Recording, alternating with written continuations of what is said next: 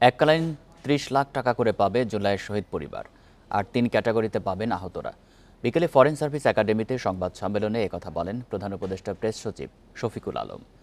জানান, নিহতদের পরিবারকে ৩০ লাখ টাকার সঞ্চয়পত্রের মাধ্যমে আর্থিক সহায়তা দেওয়া হবে। অন্যদিকে অতি গুরুতর আহতরা পাবেন ৫ লাখ, গুরুতররা ৩ লাখ এবং কম আহতরা পাবেন ১ লাখ টাকা। পাশাপাশি মাসিক ভাতাসহ সরকারি সব সুবিধা পাবেন তারা। সাংবাদিকদের জন্য অ্যাক্রিডিটেশন কার্ড নীতিমালা প্রণয়ন করা হয়েছে উল্লেখ করে প্রধান উপদেষ্টার প্রেস সচিব আজাদ মজুমদার জানান, প্রতিটি প্রতিষ্ঠানকে ৩০% কার্ড প্রদান করা হবে, তবে সেটা ১৫টার বেশি নয়। জুলাই ২৪-এর যোদ্ধাগণ ৩টি মেডিকেল ক্যাটাগরি যথা ক্যাটাগরি এ, ক্যাটাগরি বি এবং ক্যাটাগরি সি অনুযায়ী সুবিধা পাবেন। শহীদ পরিবারের সক্ষম সদস্যগণ সরকারি ও আধা সরকারি চাকরিতে অগ্রাধিকার পাবেন।